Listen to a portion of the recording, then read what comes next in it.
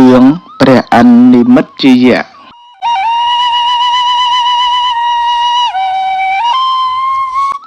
កាលពីព្រេងនាយមានព្រះរាជាមួយព្រះអង្គព្រះនាងធម្មសោកណ្ឌកៈ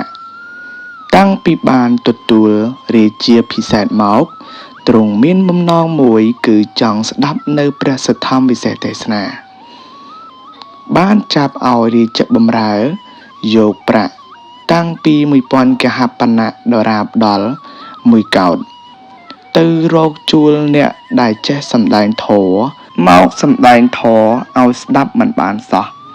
ក៏លះបង់រាជសម្បត្តិត្រាច់ទៅស្វែងរកស្ដាប់ធម៌ដោយព្រះអង្គឯងក្នុងពេលនោះ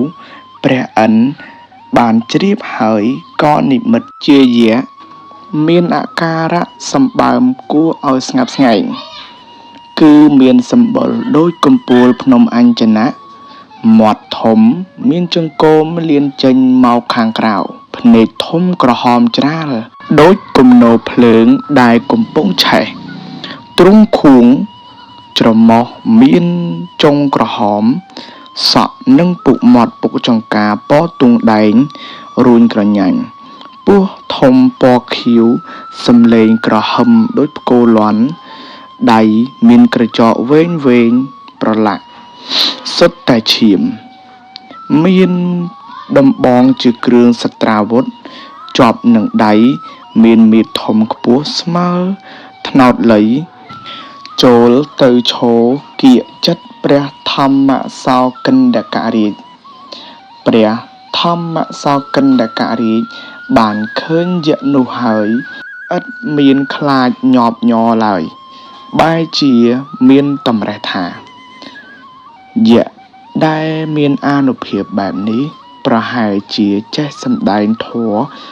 ក៏ទ្រង់មានព្រះតម្រេះត្រាស់សួរទៅយៈថា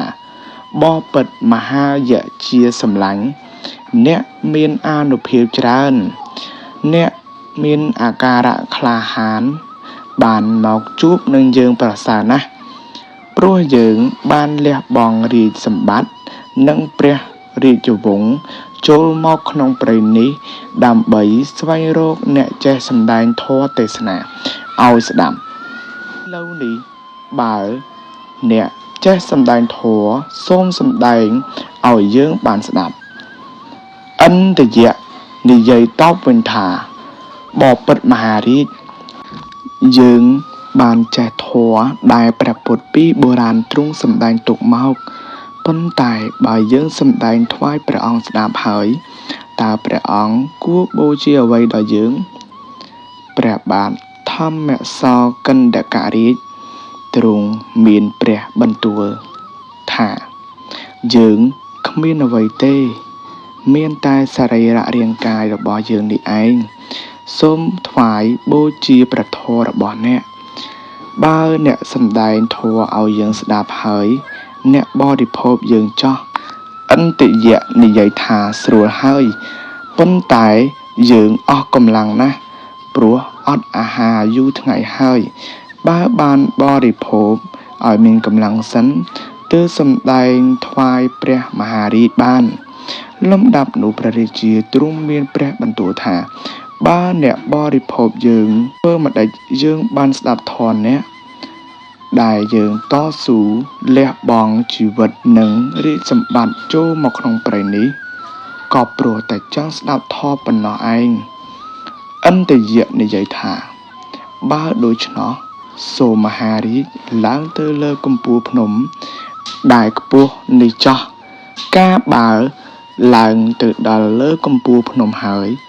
លោតចុះមកឲ្យចំមាត់យើងនឹងសម្ដែងធម៌ថ្វាយបានប្រយោជន៍ទាំងអស់គ្នាគឺមហារាជក៏បានស្ដាប់ធម៌យើងក៏បានបរិភោគមហារាជព្រះរាជាទ្រង់ស្ដាប់ពាក្យឥន្ទយៈហើយទ្រង់មានព្រះចិន្តាថាពាក្យដែលយៈនិយាយនេះគួរហើយថ្ងៃនេះបំណងរបស់អញសម្រេចហើយអញត្រូវតែលះបង់ជីវិតដើម្បីស្ដាប់ធម៌ចោះទើបទ្រង់មានព្រះបន្ទូលទៅកាន់ឥន្ទយៈថាមនាសម្លាញ់ពាក្យអ្នកនិយាយអំបាមិញនេះប្រពៃណាស់ អ្នកជាបុគ្គលមានឧបការៈគុណច្រើនដល់យើងពិតព្រោះហេតុនោះយើងនឹងធ្វើតាមពាក្យរបស់អ្នកសូមអ្នកកុំរង្គះចិត្តឡើយចាំសម្ដែងធម៌ឲ្យយើងស្ដាប់ចោះលុះមានព្រះរាជបន្ទូលដូច្នោះហើយក៏ឡើងទៅឈរលើកំពូលភ្នំហើយបន្លឺនៅព្រះសូរសីហនាថាថ្ងៃនេះអញបានបូជាជីវិតផងរាជសម្បត្តិផងចំពោះព្រះធម៌ទេសនាបបិទ្ធមហាយៈយើងមានសេចក្តីត្រេកអរយ៉ាងក្រៃលែងព្រោះព្រះធម៌ទេសនារបស់អ្នកសូមអ្នកសម្ដែងមកចោះទ្រង់មានព្រះបន្ទូលហើយក៏លោតសំដៅទៅក្នុងមាត់យៈដែលហាចាំពីក្រោមខណៈនោះឥន្ទយៈក៏คล้ายខ្លួនជាព្រះឥន្ទវិញភ្លាមហើយបីពោព្រះរាជាហោះយកទៅស្ថានត្រៃត្រឹងឲ្យគង់លើថ្មបណ្ឌុកកំពូលបូជាដោយគ្រឿងសក្ការៈទិព្វជាច្រើនអនេកហើយថ្វាយដំណឹងដល់ព្រះរាជាថាសូមមហារាជប្រុងស្ដាប់ធម៌នេះចោះខ្ញុំនឹងសម្ដែងធម៌ដែលខ្ញុំបានស្ដាប់ពីសំណាក់ព្រះសម្មាសម្ពុទ្ធពីបុរាណមកថាអនិច្ចាវត្តសង្ខារាឧបាទវយធម្មិណោឧបច្ចិត្វានិរច្ឆន្តិទេសង្វោបសមោសុខោព្រះបាទធម្មសោកិន្នករាជកាលបើបានស្ដាប់នៅព្រះធម្មវិសេសទេសនារបស់ព្រះអិនហើយមានសេចក្តីរីករាយយ៉ាងក្រៃលែងហាក់ដូចជាបានស្ដាប់អំពីសំណាក់នៃព្រះពុទ្ធបន្ទាប់ពីធម្មទេសនានេះមកព្រះអិនបានសម្ដែងប្រាប់នៅសេចក្តីសុខនិងវេទនាសត្វលោកសពគ្រប់ហើយក៏នាំព្រះរាជាត្រឡប់មកស្ថានមនុស្សវិញឲ្យសោយរាជសម្បត្តិដូចដើមវិញ